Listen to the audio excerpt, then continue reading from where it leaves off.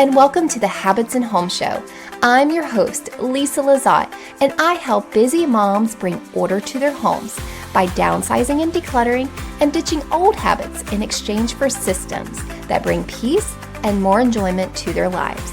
If you're a mom trying to show the love of Jesus to your family, but the clutter in your home keeps you overwhelmed and frustrated, you have come to the right place.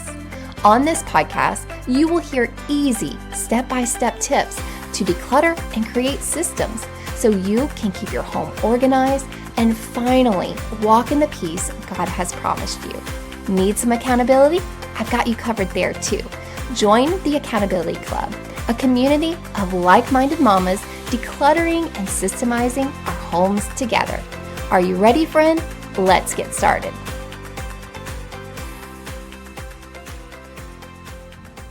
Hey friends, and welcome to the show. Now, I have tried recording this little intro several times, but my son is outside. I don't know if you can hear in the background. He's outside mowing the grass. He's 13. He wants to earn some money, and he keeps circling around before I can get through this intro. So I am just giving up, and you are getting all the real life here, okay? So this is episode number 2 of our Summer Decluttering with Real Moms. And hello, I'm a real mom right now podcast series. And we're continuing our conversation with Elizabeth. In the last episode, she shared with us her journey of decluttering her sentimental items with the help of the Accountability Club. And in today's topic, we're going to be talking about paper clutter. Paper clutter. That's a big one that y'all keep reaching out to me for help with. Speaking of paper clutter, now I don't want this freebie or this gift to become paper clutter, so maybe don't even print it out, but simply look over my daily reset checklist. Start applying some of those concepts daily. So scroll down right now, go click the link below, download my free daily reset checklist. Start small. Start applying that concept little bit at a time, and it will take root and become a habit. It's a really good habit I really want you to start doing on a regular basis. Okay, without further ado, we're going to dive into this week's topic, which is paper clutter. All right, friends, we are back with Elizabeth. We left you off last week talking about her sentimental items. I loved that episode. And now we're going to dive into how Elizabeth went through the Accountability Club and decluttering and organizing her files, her paperwork, her paper clutter in her home, and getting a better system for organization with her papers. So I'm just going to open it up to you, Elizabeth, to share, what your experience was like while you were doing this with me a couple of months ago. I know that you loved it. You reported back. I'm so glad that you covered these different topics because I'm finally taking the time to get myself and my paperwork in order. And I know it's sometimes hidden clutter, but sometimes that hidden clutter can be the greatest burden on us because it's things we're procrastinating. It's not front and center in our face where we have to take care of it. And so getting those things in order can actually provide us so much relief. So I just want you to go ahead and share your experience with that. Yeah, thank you. So the reason I did sign up for the Accountability Club is because I kept getting your emails, and in there it would show which month, what topics you're covering. And I kept seeing the topic of paperwork, and I have piles of papers that would just be sitting in my bedroom. If my kids gave me something, if something came in the mail, or just even important paperwork, everything was just mixed in together and just literally just on the floor sitting in my bedroom. And every time I would see it, it would just feel frustrating and it would feel triggering and feel overwhelming to the point where I just didn't even want to touch it. It felt so overwhelming for me. So I just would avoid it. And so I signed up so I could finally tackle it because I thought, okay, if I have accountability, if I have a way to go through it and a step-by-step process, I would actually take action on it. And then what I really like that in your monthly trainings, when the new month comes out, you have a step-by-step process of how to do it. Because if I just get the box or of all the papers, it just feels so overwhelming. But you had like a step by step. You do this first, then you do this, then you do this. And it felt so much more attainable and less overwhelming because I didn't have to do everything at once. And I had a step by step process that was sorting it and kind of like organizing at first. And then you're going through it and decluttering. And it just felt so much more attainable. And I finished all the paperwork within, I had like probably about two laundry baskets full of random papers, and I was able to organize all our important papers, like an emergency folder in case something goes wrong. I was able to write down all our passwords for in case something happens. Because, like you shared with your family, your parents passed away and it was so chaotic. You're dealing with the grieving process, and now you're also dealing with all the paperwork and all the bank stuff, and everything is just so chaotic and it's this added stress. And I thought, okay, well, I can actually take action on this and do something about this. This is something in my control. There's many things in our lives that are chaotic and out of control, but this one I can control and do something about. And so I was able to go over our wills with my husband and just edit that. We were able to go through all the passwords and, write everything down. I printed a piece of paper with all the passwords and organized all the important paperwork with files and names for everything. And it just felt like this weight lifted off my shoulders. I felt so accomplished, even though it's like these two big piles of random papers. But when it was like I went through it, half of it I was able to throw away. Some of it I scanned and put it into the Google Drive like you taught us. So there's less paper clutter. A lot of the tax stuff I was able to actually organize because you taught us how to like enter everything in like it's for me for business and stuff. Everything felt so overwhelming, so I would dread it and avoid it. But I was able to actually do all the things, and I felt so accomplished that month.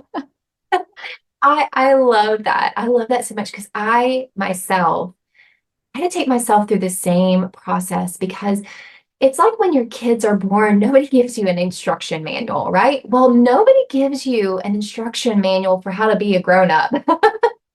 I mean, yeah, there's books out there for all the different topics, but my goodness, who even has the the table of contents or the order by which you're supposed to learn these things and at what age and at what stage you're supposed to learn how to do all these things and maybe people don't have parents who were organized. I remember my mom having, like you said, in your bedroom, stacks of paperwork and boxes of paperwork, and I'm like, what is even in there?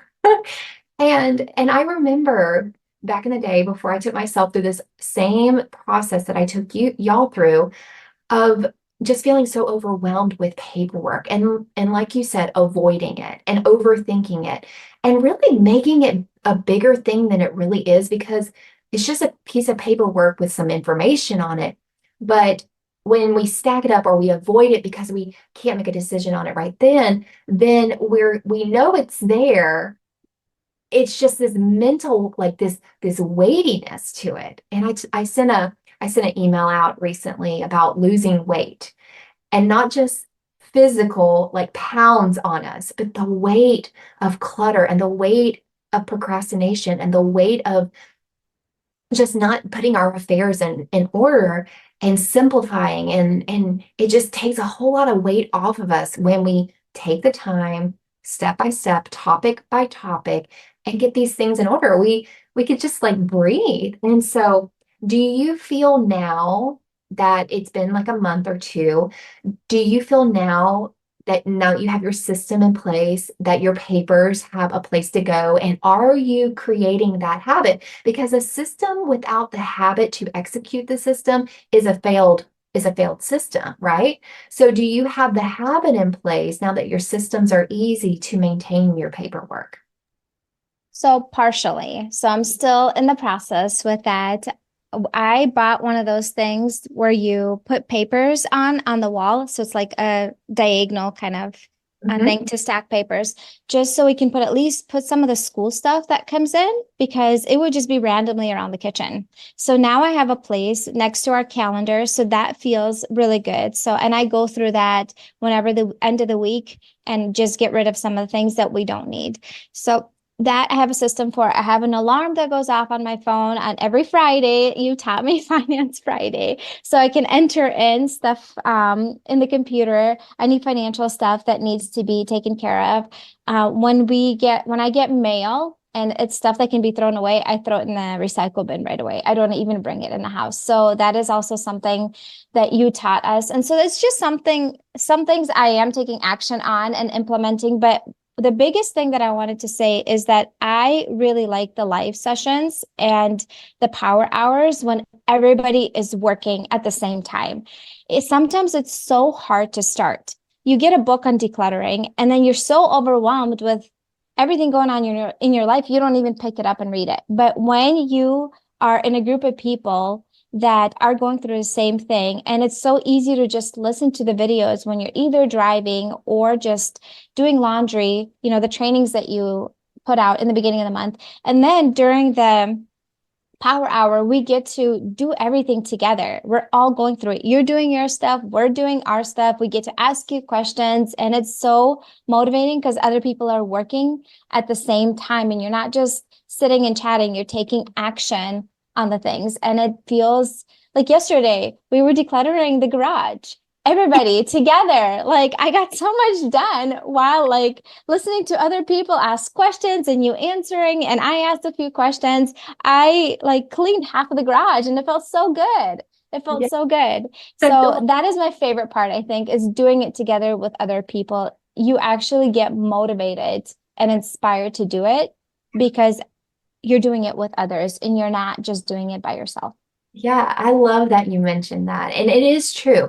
I people will people have good intentions, right?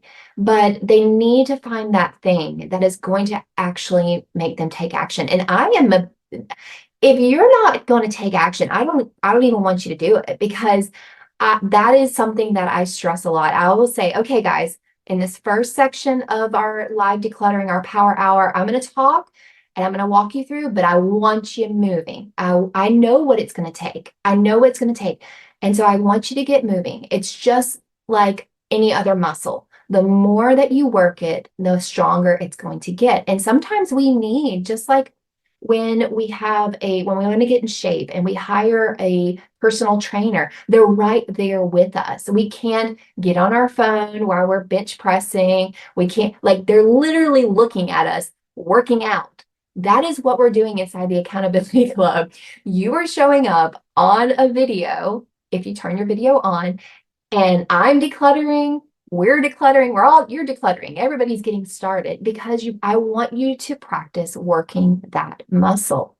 So getting back to paperwork, when I asked you if you are following through with the habit, I want to let you know that you are going to refine this process and this habit along and along. Sometimes you might ignore this routine or this habit for a month or two. Like I talk about Finance Friday, that is the standard to do a Finance Friday, but sometimes I don't do a Finance Friday for 3 weeks in a row. However, when that fourth week comes, I'm like, oh my gosh, I'm still thinking Finance Friday. I need to do it. I haven't done it in a while. And so it's okay to pick it back up and to refine the habit and refine the system. I always say we declutter and we organize in layers. Okay. The first time that you do it, kind of good. And then the second time you come around to that, you're like, okay, I'm taking away even more, or I'm getting even more organized in this area. Like I've decluttered my shed. We did the garage and shed yesterday. I've decluttered my garage. Like we lived here for 6 years now, and I've decluttered it 6 times, once a year, every year. And I am pulling out even more stuff. And I'm like, how am I'm on my sixth layer of doing this. And I'm like, how do I have even more? But I'm telling you, this time around, I'm getting like really like brutal with it. I always say, be brutal with your decluttering. And And I am. And then even when we did the filing system, I refined it even more. I was even in my minimalist, lifestyle, I was able to take my small shoebox size file system and cut it by half of the paperwork. Y'all, I am still in the process of decluttering as well. So I want you to know that you don't have to be perfect the first time around. It doesn't have to be perfect. You set up a system and you don't have to be perfect at executing that system each and every time.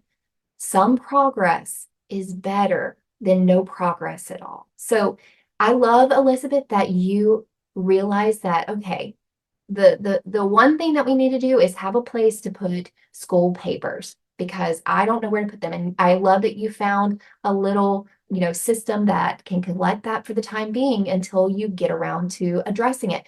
I have the same thing. I have a clipboard right by our calendar, just like you. I have a clipboard that's specifically for school papers, and that's where the school papers go. And every once in a while, I'll go through them and declutter them.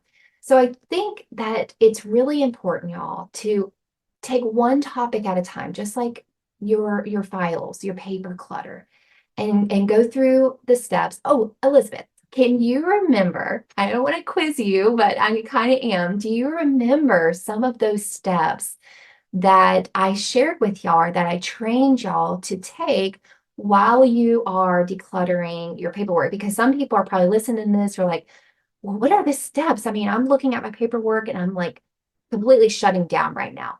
What do you remember any of the steps that helped you to not feel overwhelmed and to take it step by step as you decluttered your paperwork?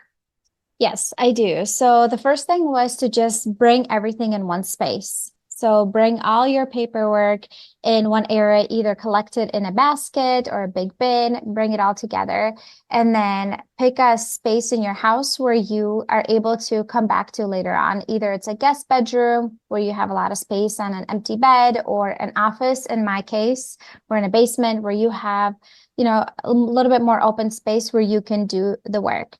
And then the next thing was we put post-it notes on the wall, and we made categories of paperwork. Like for me, it was school paperwork, then it was my paperwork, my husband's paperwork, medical things, and we just made categories. And then you just start taking parts of the piles of papers, and then you just put them in categories. You don't even declutter it, you just put them in those categories.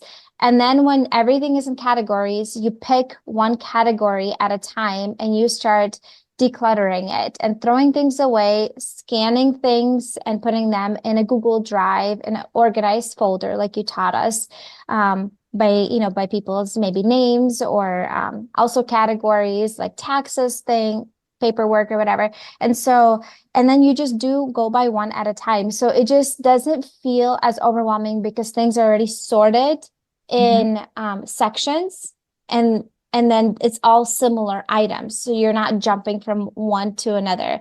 It's all in one category. And then you can always, even if you half finish a category, it's just easier to come back to it than having a big, massive pile. Things are already somewhat systemized. And that's how we did it. And it just felt so much more attainable than trying to figure it out on my own. I probably would have never even thought of that. You are like the A+ student right now. You, you recited back those steps perfectly. And yeah, the way that I shared it with you, because I'm a mom myself and I'm busy, and I know that once I get started with something, I don't want to like create a big mess in my already messy house. So I gave y'all the steps. Basically, do this one step. Okay, finish that step. Don't get started with another step if you have something else to go do. Finish that step completely and then go walk away, and then you can come back. If you can do like all 4 or 5 steps all in one session, great. But finish one step at a time. Gather up all of your paperwork, bring it to your workspace, then create your categories with their post-it notes, then put just sort through your papers without decluttering. And then once they're in their separate categories, declutter through each of those different topics or those different categories. And then the last part is to like you mentioned before, have your filing system. So I mentioned having a physical filing system for paperwork that you don't want to store online. That's more like identification purposes. And then also having a Google Drive. Friends, a Google Drive is completely free with a Gmail account. You don't even have to use that email if you don't want to, but it's completely free to use. And setting up your file folders in your Google Drive that is similar to the categories that you had created with your Post-it notes. And the things that can be scanned and stored online, I recommend using your cell phone and just taking a picture of it, uploading it right to your Google Drive, and make sure you delete the picture off of your phone afterwards because we don't want any photo clutter. And just having those two different filing systems. One, your physical filing system for things that you have to have on hand. I call this my in case I die box, basically. In case I die, here's the information that you need to make claims on my life and take care of my affairs. Okay, so you need an if I die box.